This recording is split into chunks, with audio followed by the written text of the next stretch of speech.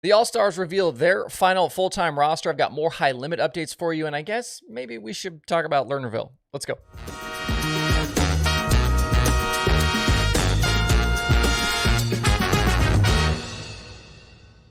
It's Wednesday, April 5th. I'm Justin Fiedler. This is Dirt Tracker Daily.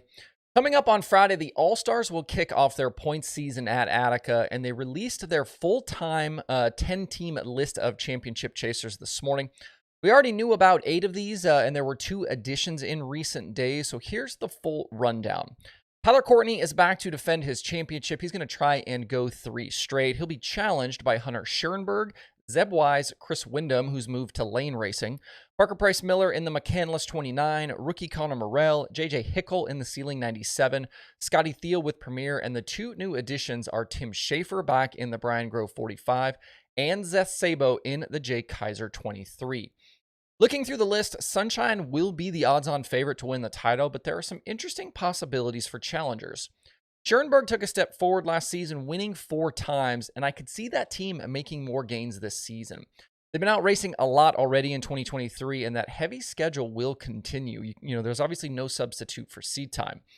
I also like Zeb to continue improving, and hopefully he can settle in at Rudine and start finding some consistency. We know he's talented. We know he can win. Hopefully Rudine can become the contender we've really been expecting them to be for several years now. I also like PPM with the All-Stars, a couple of wins a year ago, and the McCandless team should have all the tools necessary for him to contend. And my one maybe dark horse here is JJ Hickle. They won't contend for the championship, but I think that pairing could surprise some people this season. Would not be shocked if they snagged a win or 2 along the way. It has been a rough start weather-wise for Attica, so hopefully Mother Nature plays nice this weekend. We'll see the All-Stars Friday and Saturday. I talked yesterday on the show about that big 25-car high limit full-time list, and I've got just a bit of a little update for you today. I wasn't sure yesterday when we talked about it if teams had to put any sort of deposit down to sign on with the series, and I found out yesterday that they did. It was $1,000. Just like with the All-Stars, that money is returned to teams upon completion of the season. With the All-Stars, I believe the policy is it's refunded with something like 90% of the races completed. With high limit, the check won't be deposited unless teams, quote, breach the agreement, which means that if they don't run the full schedule.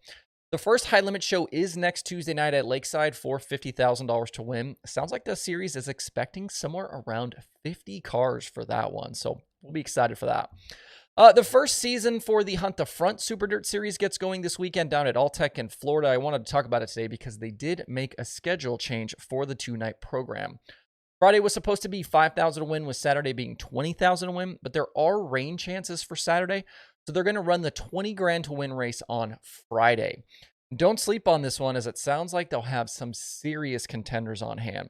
Shane Clanton and Tim McCready are headed south, and the full-time field includes names like Peyton Freeman, Will Harrington, Billy Moyer Jr., Josh Putnam, and John Henderson, among others.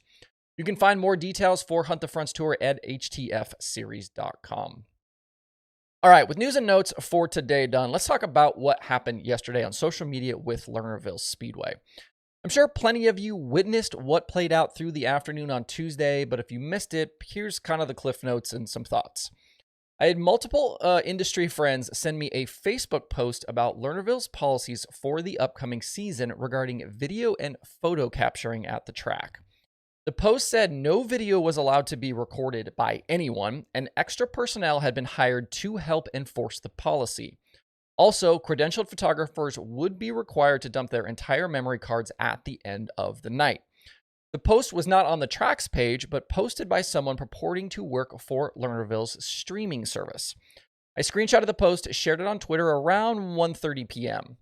A little bit later, the post disappeared along with the entire Facebook account, and shortly after 3 p.m., the track posted to their social media channels that the account was fake and, quote, there is no such new policy in place, unquote.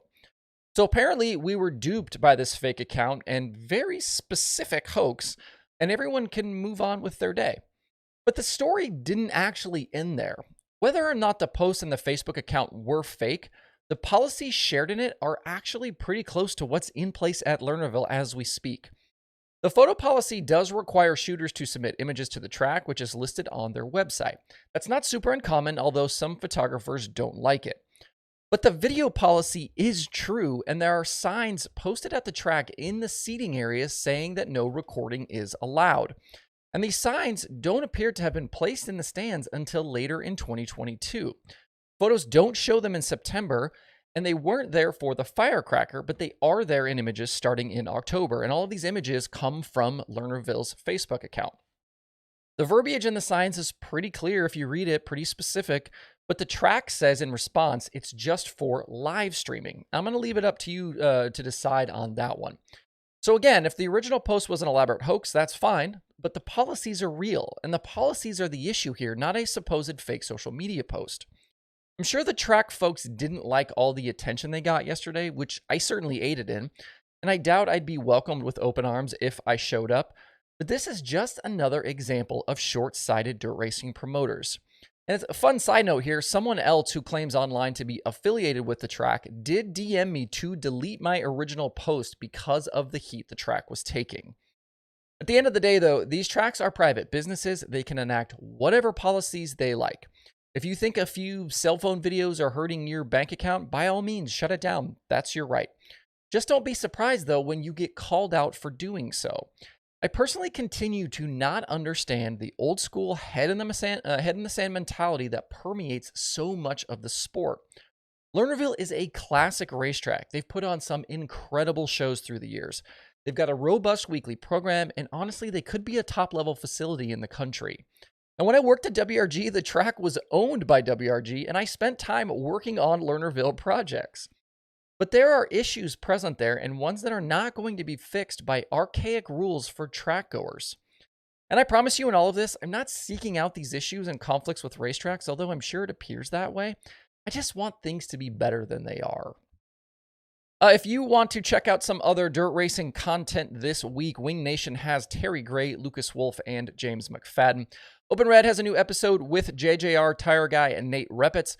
Passing Points has Lachlan Kant. The Dirt Nerds have Devin Shields and Ryan Missler. QuickTime has Dazen Persley. Dirt Tracks and Rib Racks has Eli Wilhelmus. All Gas No Brakes has Caden Reynolds, Dallin Murdy, and others. Hoagie's Garage has Chuck Swenson, Cy Lynch, and Liam Lech. Too Much on Dirt has Anthony Sanders, and there are new episodes of The Dirt Reporters and Dirt Track Confessions. To see the full list of shows and episodes, head over to dirttracker.com/podcasts. Nothing on the streaming schedule today except Flow Racing 24/7 and Dirt Vision. Now things will start to pick up tomorrow and into the weekend. If you want to see that full daily streaming schedule with links to watch, visit dirttracker.com/watch tonight. Hope you guys have a good Wednesday out there. We'll be right back here tomorrow.